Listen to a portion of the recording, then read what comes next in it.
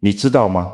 我要告诉你一个残酷的真相，人生在世最危险的时刻，不是在你一无所有的时候，而是当你自以为拥有一切的时候。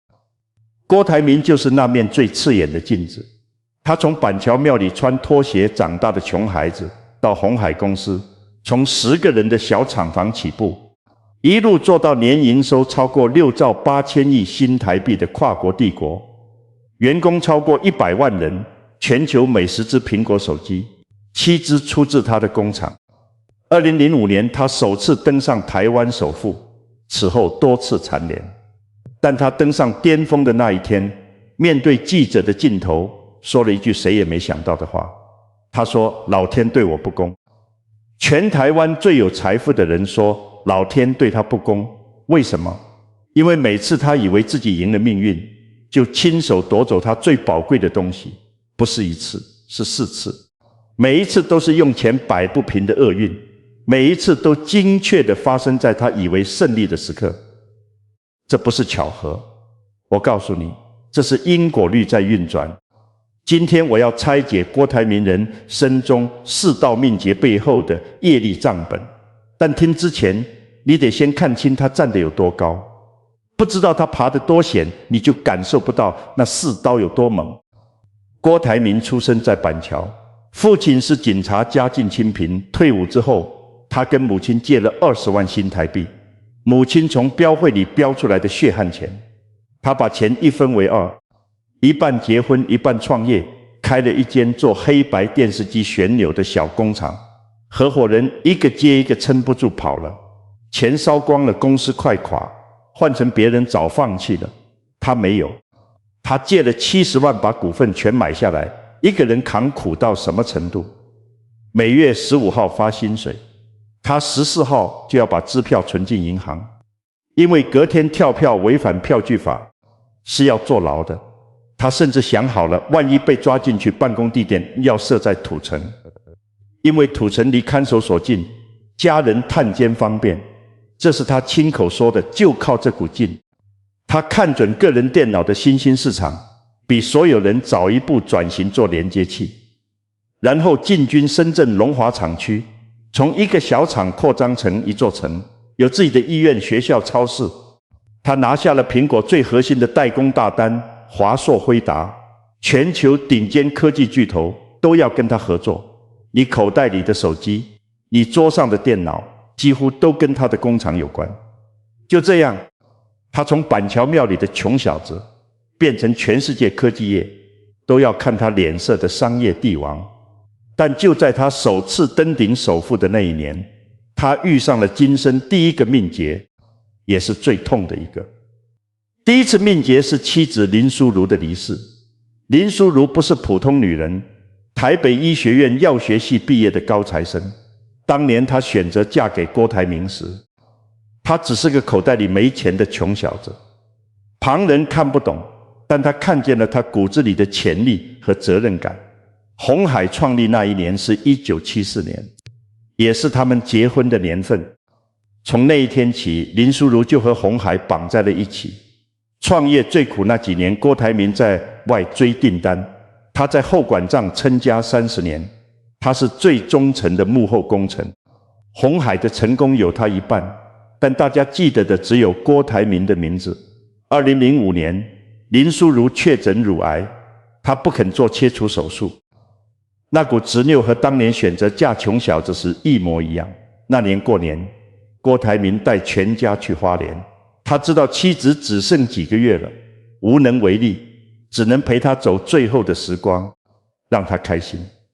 那一夜海边放天灯，林淑如点亮天灯，轻轻许了一个愿。她说想看孙子出生，媳妇已经怀孕了。站在旁边的郭台铭没有说话，他也点了一盏天灯，心里想，如果能抱到孙子，我也满意了。但他知道来不及了，他不能哭，怕被林淑如看到，只能强忍着。林淑如知道自己时日无多，做了一件事，她专程请了一个师傅，把包饺子的手法一个细节一个细节交给师傅，让师傅以后继续帮郭台铭包。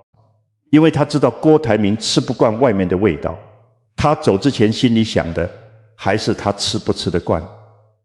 2005年3月，林书如走了54岁。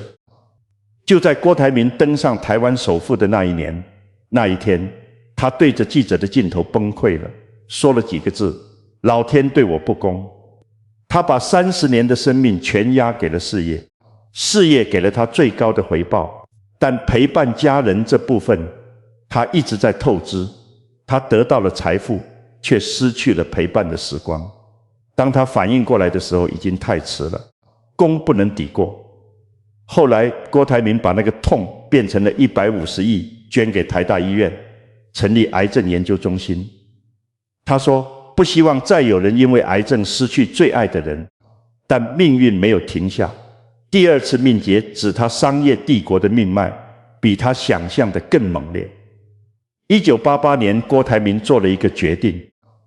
那个年代很多台湾企业家看着大陆犹豫不决，机会是真的，风险也是真的，语言不同，法规不同，政治环境不同，没人保证你进去了还能活着出来。郭台铭不犹豫，他说选择深圳就是选择成功。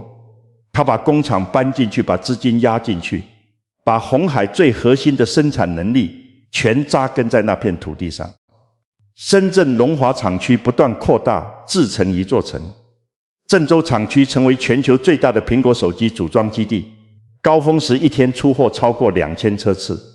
这个赌他赢了，赢得漂亮，但没有人告诉他，这个赢绑着一个代价。那个代价在2010年第一次浮出水面。那年深圳厂区发生了一件让全世界的目光一起转向郭台铭的事。1月，一个19岁的年轻人从厂区楼上跳下来，当场死亡。没人知道这只是开始。3月又一个，4月又2个，5月彻底失控。1个月内7个年轻人前后跳楼，最密集时不到4天就一个。半年之内超过10个年轻人从这座城的楼上跳下来，再也没有回去。他们是谁？从湖南、湖北、河南、四川一路坐火车来深圳打工的年轻人，最小的18岁进厂不到1个月，每天站在流水线上，不准说话，不准走动，不准笑，背不能靠在椅背上，要去厕所要先申请拿离港证，超过10分钟就违规。整条产线只有1张离港证，你要等前面那个人回来才能轮到你。出了错不是你一个人的事，整条线的管理层都要受罚。没人敢出错，没人敢说累。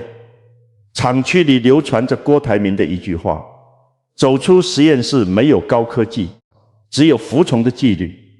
他们服从到撑不住的那一天，消息炸开了，大陆官媒新华社措辞严厉，把矛头直接对准富士康，说是血汗工厂，是军事化高压管理逼出来的悲剧。全球媒体蜂拥而至，英国广播公司《纽约时报》富士康的名字出现在每一个重要新闻版面上。台湾学者发起联署，标题是终结血汗工厂，捍卫劳动人权。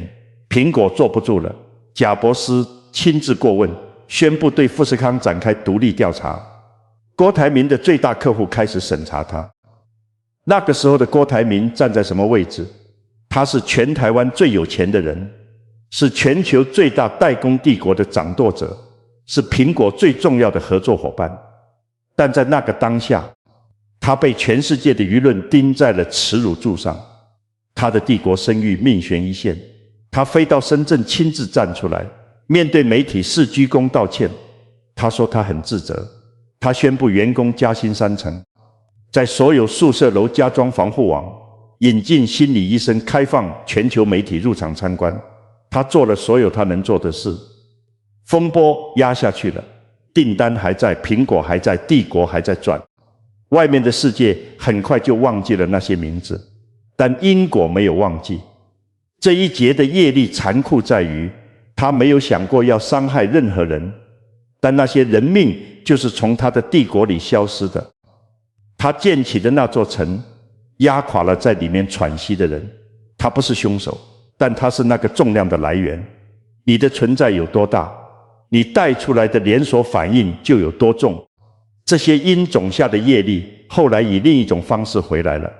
第3次命劫是2023年的茶税风波和总统梦的双重绞杀。那天早上，大陆官媒《环球时报》突然发出报道，税务部门依法对富士康企业展开税务调查，没有任何预警。消息传出的那一刻，全球金融市场都感受到了震动。第二天开盘，大陆上市的工业富联开盘即跌停，锁死一字板，跌幅 10%， 单日市值蒸发人民币321亿元。台湾的鸿海股价应声崩跌，单日市值合计蒸发超过2000亿新台币，2000亿一天之内。接下来几天，鸿海股价继续下跌，创下2年半以来的新低。几十万股东盯着屏幕上那条一直往下走的线，心里只有一个问题：这次彻底完了，郭台铭能扛得住吗？还有一个问题比股价更严重，鸿海在大陆的非流动资产高达2500亿到2700亿元，是鸿海在台湾资产规模的4倍。鸿海还向中国工商银行、中国银行、中国农业银行借了大量资金，几十万员工在那里，几十个厂区在那里，30年的心血在那里。郭台铭站出来对媒体说：随便你就来吧，意思是如果当地政权真的要动手，要没收财产，那就尽管来，他奉陪到底。他的语气很硬，但话说出去那一刻，鸿海股价又跌了2个百分点，股东吓坏了，市场吓坏了，所有人都知道，那不只是财产的问题，那是整个帝国的命脉。调查结果出来了，最后罚了2万人民币，2万块。对鸿海这种规模的企业，是一根牙签的重量，轻轻放下了，没有任何后续。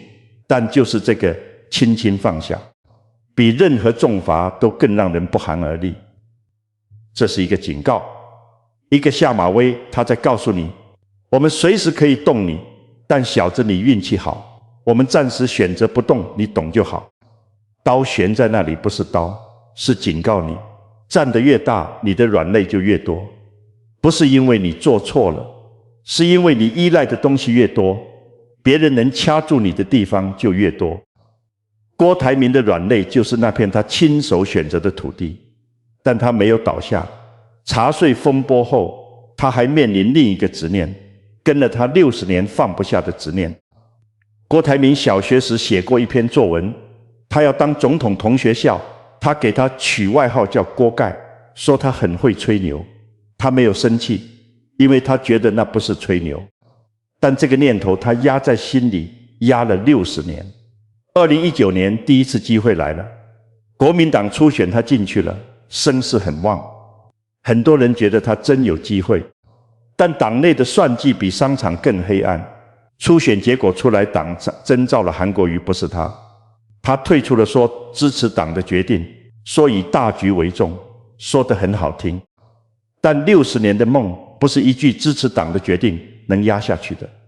2023年他再来了，这一次不靠任何人独立参选，他自己走遍台湾，跑到县市，跑到乡镇，跑到庙口，跑到市场，亲自跑，亲自收联署，90万人联署，远远超过法定门槛，所有人都感受到了。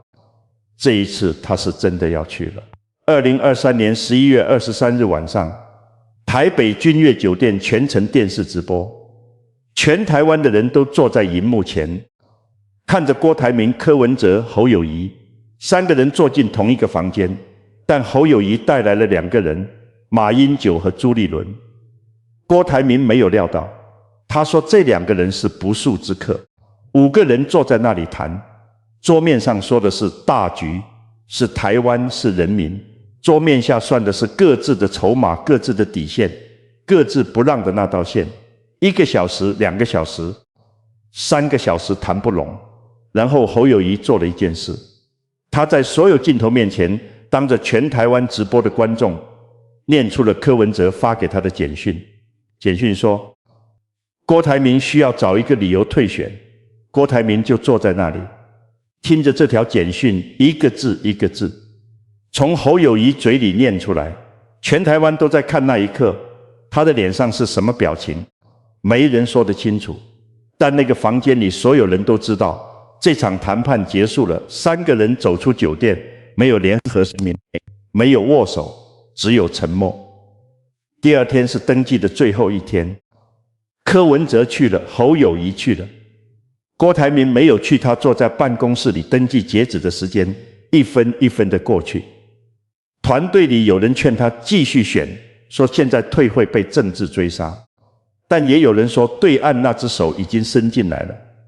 查税是第一步，90万联署支持他，但那只看不见的手比90万更重。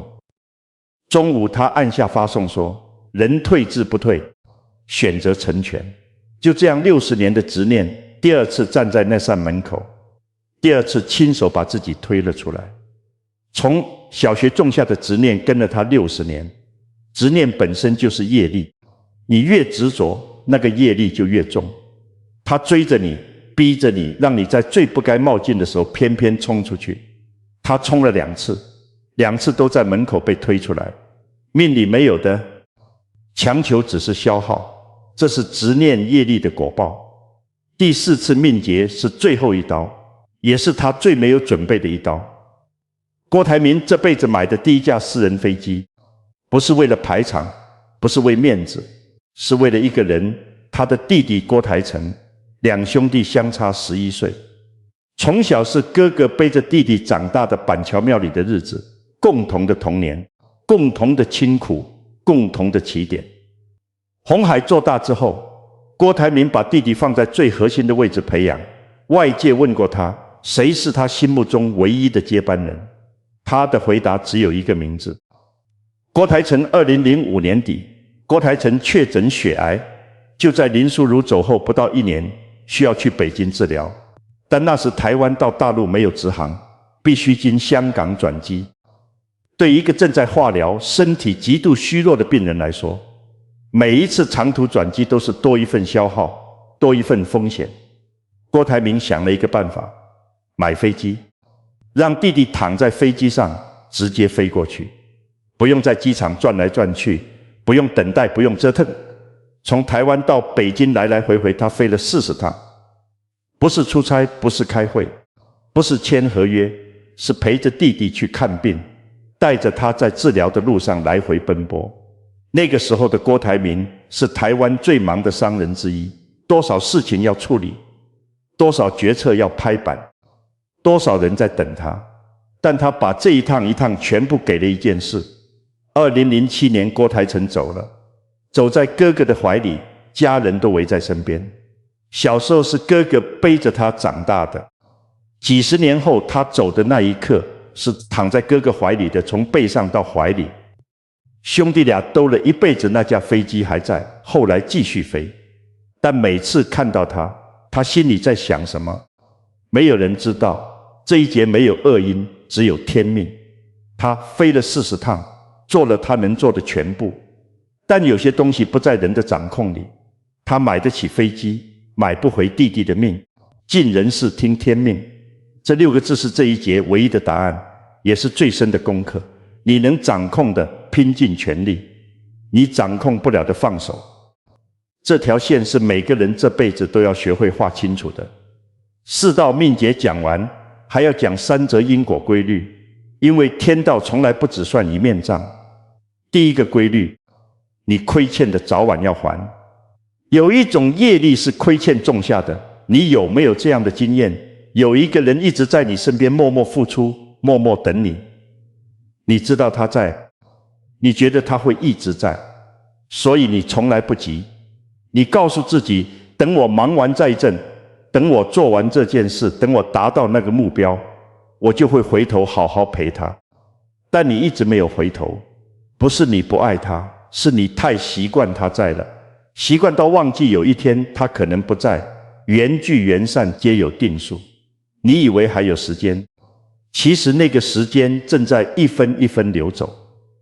郭台铭和林书儒之间就是这样的业力，他以为等他做到了，他们就有时间了。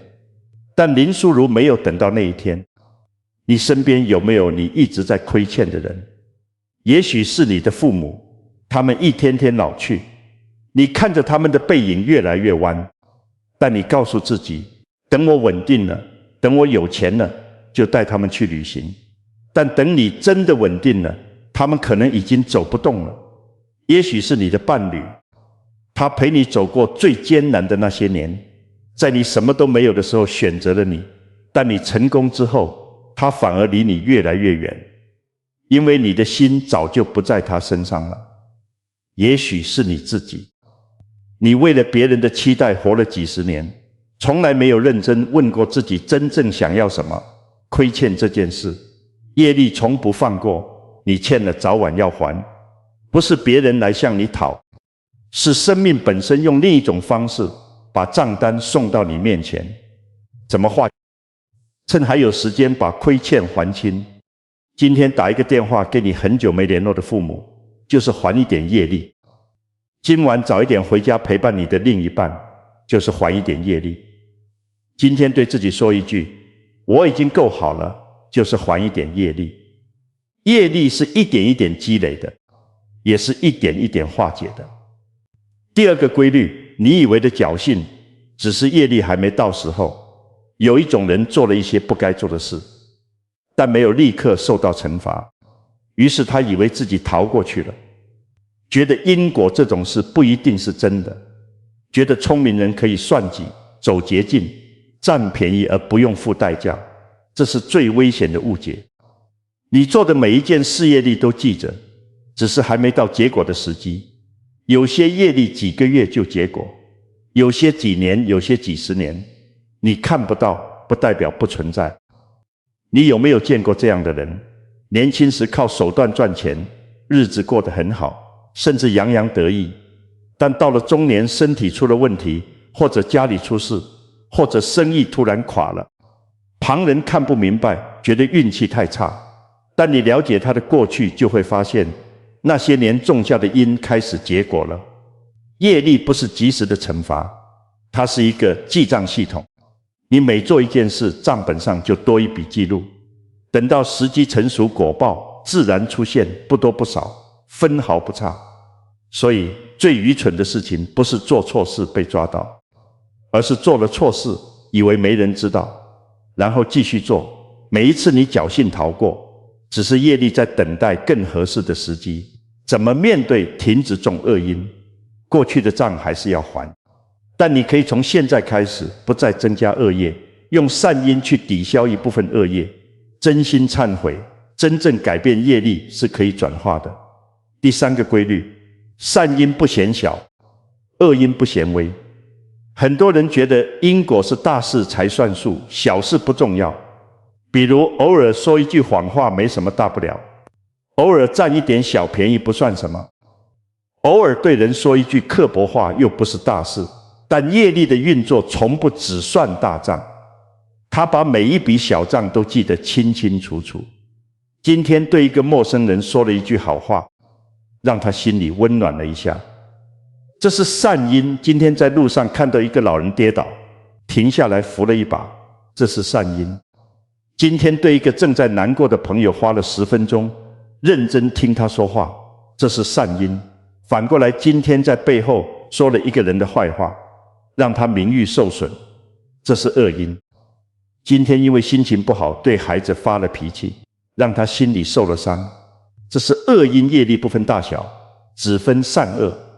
郭台铭前后捐出200亿给台大医院，这是大善因。但你不需要有200亿才能种善因。今天多给一个需要帮助的人一点关注，今天对你的家人说一句感谢的话，今天做了一件让别人开心的小事，这些都是善因，积少成多。善因积累到一定程度，业力自然转化，你的生命会慢慢变得不一样。不是有人在奖励你，是你种下的因开始结出不同的果。说到这里，我要讲最重要的一件事，业力不是命运的判决书，它是可以改写的。业力有定业和不定业之分。定业是你这辈子无论如何都要受的果，那是你过去种下的因太深，已经无法回避。但不定期业，可以透过你现在的选择去改变。很多人听到业力，第一个反应是绝望，觉得过去种下太多因，怎么改都改不了。但这是对业力最大的误解。业力不是一个固定的刑期，它是一个流动的账本。你现在做的每一件事，都在影响那个账本的最终结果，转化对人的业力。如果你这辈子亏欠过某些人，伤害过某些人，那个业力就在那里等你。最直接的化解是真诚去修复那段关系，不需要找到每一个你伤害的人正式道歉。有些人已经不在了，有些关系回不去了，但你可以做的是，在心里真正放下那个伤害，不再为自己的行为找借口，然后把那份歉意化成对现在身边的人更好的对待。你亏欠了前任，没有办法回到过去弥补，但你可以对现在的伴侣更珍惜。你伤害了一个朋友，那段关系可能已经结束，但你可以对现在身边的朋友更真诚。业力是可以转移转化的，你在一段关系里欠下的，可以透过在另一段关系里的付出来慢慢转化，转化对自己的业力。有一种业力是你对自己种下的，你有没有长期活在自我否定里，觉得自己不够好，不够聪明，不够有资格得到幸福？这种自我否定是你一句一句对自己说的话，一次一次对自己的批评慢慢积累成的业力。它不会伤害别人，但它在一点一点伤害你自己。转化对自己的业力需要一个动作，放下那个非死不可的念头，放下那个如果得不到就觉得人生没有意义的执念。当你能够放下执念，你反而会走得更轻更远。从今天开始积善因，善因不需要轰轰烈烈，它就在你每一天的选择里。今天你有没有对身边的人说一句真心的感谢？今天你有没有在别人需要帮助的时候停下来给予一点支持？今天你有没有在自己心里对一个曾经伤害你的人放下一点怨恨？每一个这样的选择都是善因诸恶莫作，众善奉行，自尽其意。不做坏事，多做好事，让自己的心保持清净。你今天能做到这3件事，你的业力就在悄悄转化，不是一夜之间，不是立刻看到结果，但一天一天积累，你的生命会慢慢变得不一样。我想问你3个问题。第一个问题，你身边有没有这样的人，做出了一点成绩，开始觉得有些事可以不用告诉别人，可以自己悄悄决定，可以独吞，不必分享。也许是家里的一笔遗产，明明兄弟姐妹都有份，他悄悄多拿了一块。也许是公司里一个合作机会，明明是大家一起谈来的，他把功劳全算在自己头上。那个时候业力开始记账了，只是还没到时间。积善之家必有余庆，积不善之家必有余殃。这不是迷信，这是几千年来无数故事都在验证的规律。第二个问题，你有没有在拼命的时候回头看过身边的人在哪里？郭台铭把30年的生命能量全部压在商业上，他以为等我做到了，我们就有时间了。但业力不等人，你以为还有时间，时间已经不在了。你身边那个一直在等你的人，他还在吗？第3个问题，你有没有一个从小就种下的梦，到现在还在追？那个梦是执还是执念？执是你朝着目标走，走不动就停，看清楚再走。执念是目标拖着你走，你停不下来，你不敢停，你怕一停下来那个梦就消失了。你追的那个梦是在带你走，还是在拖着你跑？因果从不只发生在首富身上，他不看你有多少钱，不看你有多大的名，不看你站在什么位置，他只看你种下了什么。你种下的每一颗种子，业力都记着。不是有人在审判你，不是老天在盯着你，是你自己种下的因在等待结果的时机。假使百千劫所作业不亡，因缘会遇时，果报还自受。你种下的因，哪怕过了百千劫，业力也不会消失。时机到了，果报自然回来，分毫不差。这不是在告诉你，因果是这个世界最公平的规律，它不偏袒任何人，不放过任何人，也不冤枉任何人。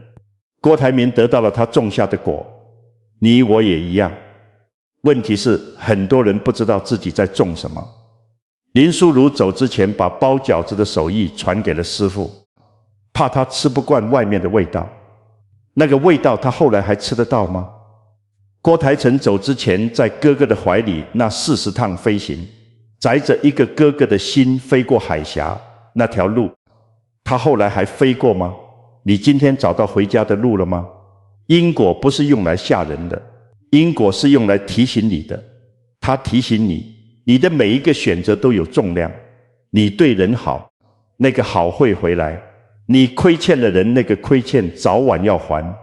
你种下了善因，生命自然会给你善果。郭台铭的4大命劫说到底，其实是给每一个普通人的一面镜子，对照这面镜子。你有没有看到自己？你身边有没有你一直在亏欠的人？今天还来得及去还。你有没有一些你以为侥幸逃过的恶因？从今天开始可以停止继续种。你有没有一个一直拖着你跑的执念？今天可以放下，让自己轻一点。业路不是命运的诅咒，业路是你自己手里的笔。你过去写了什么，那是过去的事。但从今天开始，你还可以继续写，写什么由你决定。今天还来得及。